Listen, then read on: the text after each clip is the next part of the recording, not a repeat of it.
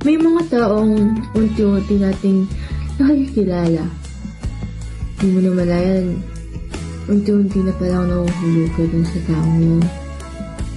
Saklap, kasi yung taong yun, maaaring unti-unti rin nawala sa'yo.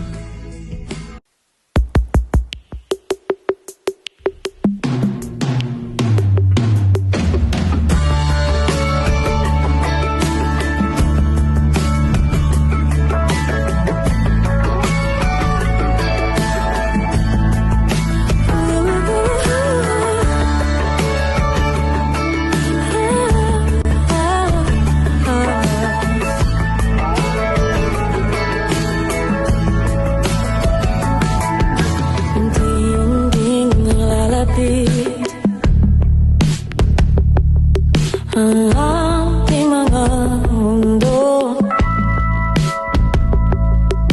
pag-asa ay ating bitbit, maligay at walang takot. Pagsitay, tila walang kapantay, inang-inang ang bawat pagtayo.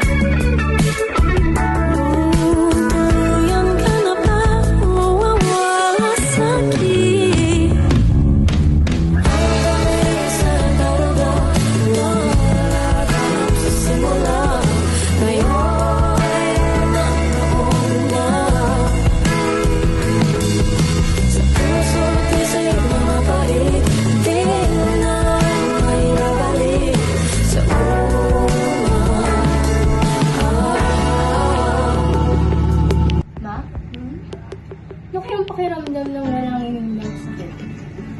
Sarap kaya pa, maganda kaya. Katulad ng ibang tao. Ma, gusto ko yung maranasan yung hindi. Gusto ko rin yung ng mayapa. Ng masaya. Ibayan mo lang yung loob mo, ha? Maghahanap tayo ng doktor na magagamot sa'yo. Basta kapit lang, ha? Kapit ka lang.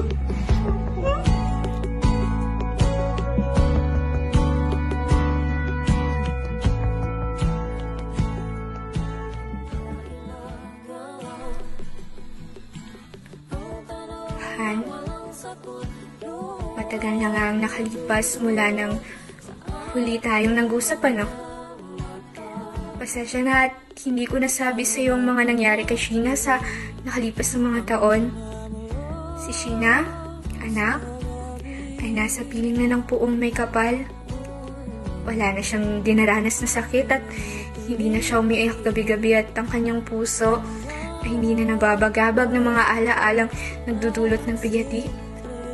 Han, si Sheena ay nasa kapayapaan na.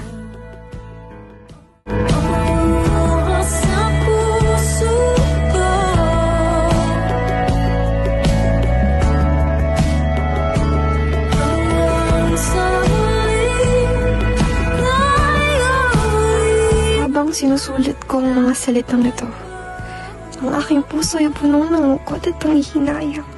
Alam kong hindi na tayo magtatagpo muli sa mundong ito.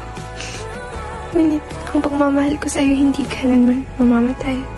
Sa ating pagsasama, naranasan natin ang mga tagumpay at kabiguan, ang mga ligaya at lungkot.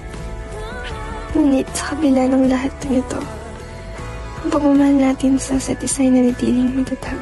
Ngayon, habang ako'y naglalakbay patungo sa aking huling hantungan, ang tanging panghihinayang ko lang ay hindi ko na mahawakan ang iyong kamay.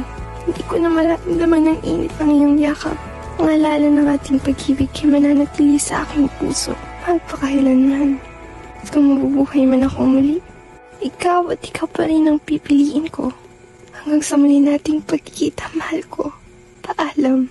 Nagmamahal, Sheena.